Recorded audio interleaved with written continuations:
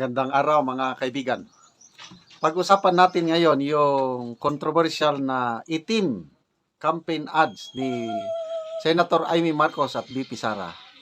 Sino bang utak nito? Sino bang nagplano? Ba't itim?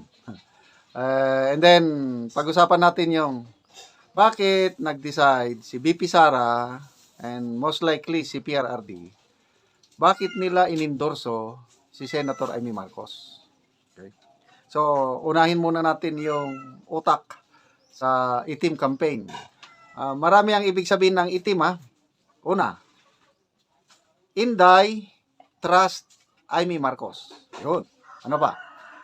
Ipaglaban ang tama, itama ang mali. Then may dalawa pa, nakalimutan ko na. Basta yun ang itim.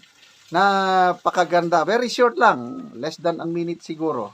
Kaya lang yung mensahe niya, grabe. O sige, i-review lang natin. Pakinggan natin yung itim campaign tapos pag-usapan sino ang mastermind nito. Senator Amy Marcos. Itim. Lalaban tayo ni Amy Marcos. Itim ngayon ang kulay ng bansa. Sa gutom at krimen, nagluluksa. Gutom na ang sikmura. Gutom pa sa hustisya. Ginigipit ang hindi kaalyansa. Marami ang nagsasalita. Pero sino lang ba ang may ginawa? Sino ang may ginagawa? Itim ang kulay ng pakikiraman. Itim ang kulay ng pakikisa. Itim, laban ng tama. Itama ang mali. Iboto si Senator Amy. Iba, number 39 sa Baroda, Senator Amy Marcos. Okay, so itim. Ito may sumunod dito. Daryl, unsa imong nabuhat nga sala giingnan man ka tambalos-los ni VP Sara. Okay, ang duda ko, suspitsa ko, si Direk Daryl Yap ang utak ba? Dahil magaling na direktor eh. Kaya lang ito, may bagong virtual press conference si Senator Amy. Siniwalat niya sino ang utak, sino ang may concept. Ito, basahin ko itong post ng ABS-CBN News 24 minutes ago. Sabi niya, in a virtual press conference, Senator Amy Marcos says, Sara Duterte is behind the itim concept of the Vice President's political advertisement endorsing her re-election. Senator Marcos says she has long been fiscalizing and critical of her brother's President Ferdinand Marcos Jr.'s administration. Senator Marcos goes through the list of many issues where she differed with her brother's administration. Hindi na tama ang landas ng administrasyon. Malaking trahedya para sa amin ito. Yun po ang payag ni Senator Amy. Lantaran niya ng kinontra ang kanyang kapatid. So, hindi ko na pakinggan yung virtual press conference. Kaya lang magbibigay ako ng update mamaya. Inisa-isa niya na yung mga hindi magandang ginagawa ng kanyang kapatid. Iba na ang tinatahak na landas. Okay? Magbasa tayo sa mga comments, ano?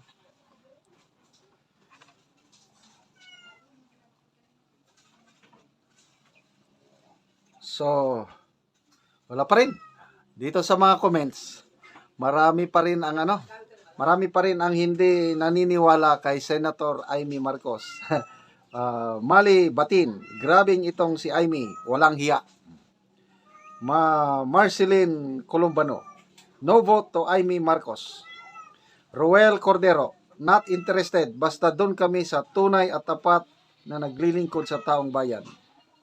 Mark Paras, nasa top 12 ba ang lola nyo? Okay, so punta tayo sa mas malaking katanungan, ano? Bakit inendorso? I believe may basbas si PRRD sa pag-endorso ni VP Sara kay Senator Amy. Di ba, bago lang siya galing doon sa Netherlands? Maliban sa maliban sa pinaghanda ng defense team, naniniwala ko, nag-usap itong mag-ama tungkol sa gagawin nilang strategy ngayong midterm election. Di ba, nagbanggit si VP Sara na nagpapasalamat siya sa nangyari. May konting sarcasm kay PBBM na pinasalamatan niya si BBM dahil sa nangyari, nagka-restore yung relationship ng dalawa, yung mag-ama ba. Noong una, hindi nakikinig si VP, hindi nakikinig din Mayor Sara kay PRRD. Kaya kung ang masunod pa nung 2022 election, gusto ng ama, tatakbo ng presidente si Mayor Inday Sara. Hindi siya nakinig. Sumuway si Mayor Sara, sumuway. Ito, ano sila. Kasi kung sumunod pa si VP Sara sa gusto ng tatay niya, wala sanang ICC ngayon, wala sanang Tatay Digong na nasa kasi ang presidente ngayon, VP Sara. President Sara ngayon. Kaya lang, siguro, VP Sara has learned her lessons. Nag-usap ang mag-ama. At nagkasundo.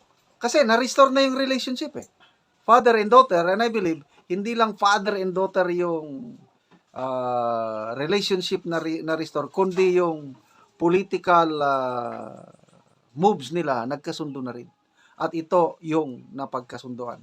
Naniniwala ko na may basbas si PRRD. Ginawa nila ito.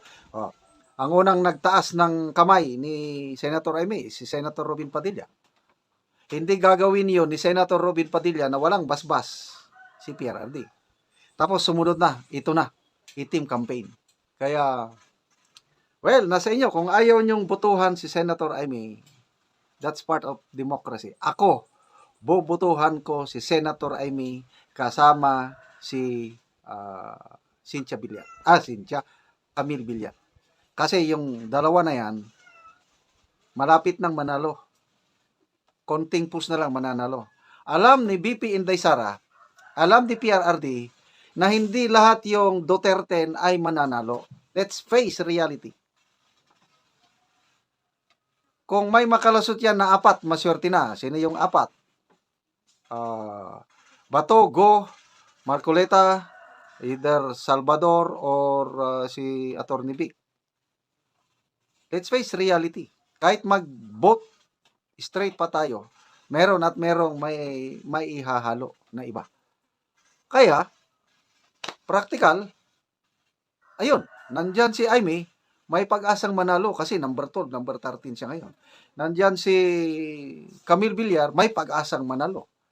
Kung suportahan nila itong, actually, sinuportahan na inendorso na, Aimee and Villar, konting post, mananalo.